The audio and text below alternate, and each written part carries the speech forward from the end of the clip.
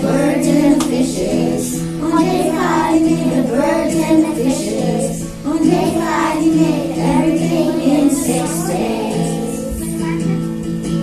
God made the animals and people.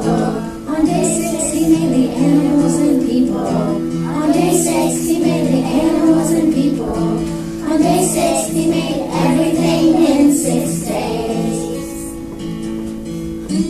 The 7th day God rested from his work. The 7th day God rested from his work. The 7th day God rested